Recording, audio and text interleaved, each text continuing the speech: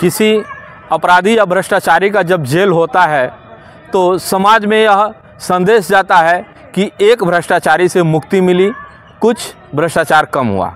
लेकिन जेल होने के बाद अगर जेल अधीक्षक के द्वारा आरोपी को बगैर मजिस्ट्रेट के द्वारा दिए गए जमानत पे छोड़ दिया जाए तो क्या समाज विश्वास करेगा कानून पे, प्रशासन पे, या फिर ऐसे जेल अधीक्षक पे?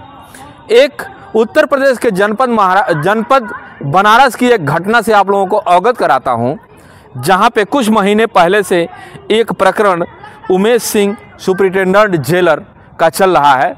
और उस मामले में कल 28/3/2025 को एक बनारस के ही अधिवक्ता शैलेश कुमार पांडे के द्वारा जिला बनारस के जिला अधिकारी महोदय के एक पत्र लिखा जाता है और उसमें जेल अधीक्षक उमेश सिंह पे कार्रवाई करने की मांग की जाती है। आइए मैं उस लेटर को पढ़ता हूं और देखता हूं इसमें शैलेश पांडे द्वारा जेल अधीक्षक उमेश सिंह पे किस तरह की कार्रवाई मांग की गई था। शैलेश पांडे द्वारा जिला अधिकारी को जो पत्र लिखा गया, देखिए उस पत्र में स्पष्ट अंकित है कि जिला जेल वाराणसी में तत्कालीन जेल अधीक्षक उमेश सिंह ने एक बंदी जिसका नाम सुनील पिता रामवीर, अपराध संख्या है 16/32, धारा 419, 420, 467, 468, 471, 120B, 660 थाना साइबर क्राइम अलीगढ़ के प्रकरण में मोटी रकम लेकर उसकी फर्जी रिहाई करवा दी गई है। यह रिहाई उस केस से संबंधित है जिसमें बंदी को बेल अभी भी हाई कोर्ट के टेबल नंबर 47 में पेंडिंग है। अब जब मजिस्ट्रेट ने जमानत नहीं दिया तो विषय ये उठता है कि Umesh Singh superintendent of jailer Banaras ने कैसे आरोपी को रिहा कर दिया। अगर ऐसे ही आरोपी रिहा होते रहे तो समाज में भ्रष्टता कहाँ से मिटेगा। आगे का प्रकरण मैं पढ़ता हूँ। महोदय, जब बाहर अन्य जिले की रिहाई जेल पर आती है तो उसे सबसे पहले अधीक्षक महोदय से सीन करवाया जाता है। उसके बाद अधीक्षक महोदय के द्वारा उस पर यूटी लिखकर मार्क किया जाता है। श्रीमान अधीक्षक महोदय श्री उमेश सिंह जी से पूछा जाए कि इस रिहाई और रेडियोग्राम में प्राप्त करने वाले वो सबसे पहले अधिकारी हैं, उन्होंने ये रिहाई और रेडियोग्राम किस व्यक्ति से प्राप्त किया गया, क्योंकि ये दोनों पूरी तरह से फर्जी हैं। रेडियोग्राम पुलिस लाइन से आया ही नहीं है तो जेल वालों ने किसी प्राइवेट आदमी से इसको कैसे प्राप्त किया। पूरे प्रकरण में एक और गंभीर बात यह है कि इस फर्जी रिहाई की साजिश उपकारापाल मीना कन्नौजिया को फंसाने के उद्देश्य से रची गई है। मीना कन्नौजिया नाम आ रहा है इस एप्लीकेशन में।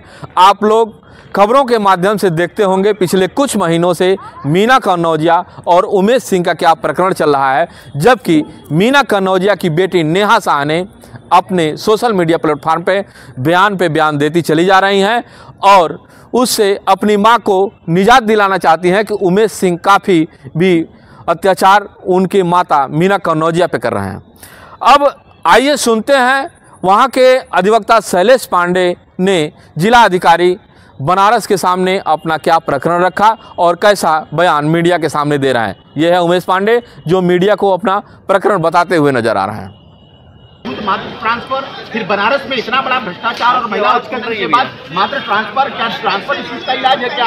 आज इस मांग को लेकर के अधीक्षक उमेश सिंह को सस्पेंड किया जाए। आज जिलाधिकारी महोदय को बनारसी को इस बात का पत्र दिया गया है कि एक बंदी जिसकी रिहाई पूरी तरह से फर्जी है और पैसा लेकर के उमेश सिंह ने 20 लाख रुपए से ज्यादा लेकर के उस बंदी को निकाल दिया है, फर्जी तरीके से भगा दिया है। न्यायालय पर इन्होंने प्रश्न लगाने का काम किया है कि उच्च न्यायालय में जेल पेंडिंग हो और बंदी बाहर घूम रहा हो, सफाई से वो चला गया हो, 7 मार्च के बाद निकाल दिया गया। 16 मार्च को हमने एक ट्वीट किया, एप्लीकेशन लिखा उनके ट्विटर अकाउंट पर, कहा कि एक बंदी भगा दिया गया है। अब मेरे खिलाफ FIR करिए, शैलेंद्र पांडे के खिलाफ FIR करिए अगर मेरी बात होती है। 8 दिन तक ये लोग सोते रहे। 8 दिन के बाद हम लोगों ने जब नाम बताया कि सुनील कुमार पुत्र रामवीर जो कि रहने वाला हाथरस का है, जिसके ऊपर अलीगढ़ में क्राइम में अपराध संख्या 16 अपराध 23 वर्ष में दर्ज किया गया था, जो 22 मई 2024 को दाखिला लिया था जिला जेल वाराणसी में, जिसकी 10 जून को डीजे का एप्लीकेशन खारिज हुई, अभी पेंडिंग चल रही थी हाईकोर्ट में। कैसे वो होली के 7 मार्च पहले उसको वो हटा दिया गया।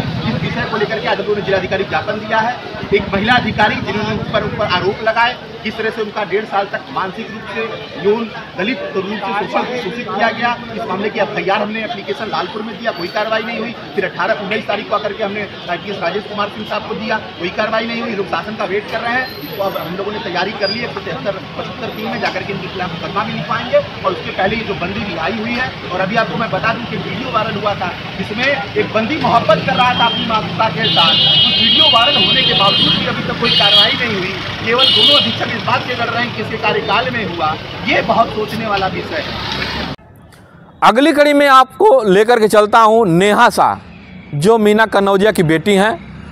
उन्होंने इस प्रकरण से काफ़ी वाकिफ़ हैं और सोशल मीडिया प्लेटफार्म पे काफ़ी कुछ उनका पोस्ट आ रहा है। अब ये देखिए नेहा शाह का बयान क्या आ रहा है। नेहा शाह हमारे बगल में है और देखिए नेहा शाह क्या कह रही हैं। आप सभी को मेरा नमस्ते। मेरा नाम नेहा शाह है। मैं उप कार्यपाल मीना कन्नौजिया की बेटी हूँ। हमारी शिकायत करने के बाद जेल के 2 और बहुत बड़े प्रकरण सामने आए हैं, जिसमें सबसे बड़ा प्रकरण है कि 24 तारीख को एक बहुत बड़ा मामला सामने आया है फर्जी रिहाई का, जिसमें किसी बंदी को बिना बेल ऑर्डर के फर्जी तरीके से जेल से रिहा कर दिया गया है। और जो दूसरा सबसे बड़ा प्रकरण है वो है कि अधीक्षक उमेश सिंह के जो सबसे पसंदीदा राइटर थे अश्वनी पांडे, उनका बहुत ही अश्लील वीडियो वायरल हुआ है। इन दोनों प्रकरण के बाद भी आज तक उमेश सिंह के खिलाफ मुख्यालय ने कोई भी कदम नहीं उठाया है।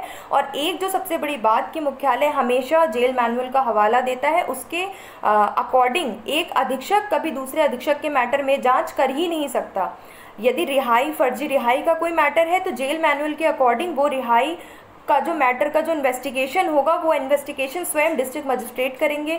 इसी विषय को लेकर कल हम लोग डिस्ट्रिक्ट मजिस्ट्रेट के यहाँ अपनी एप्लीकेशन देने जा रहे हैं। हम उनसे दरख्वास्त करेंगे कि ये जो पूरा प्रकरण है इसको अपने हाथ में लें ताकि निष्पक्ष कार्रवाई हो सके।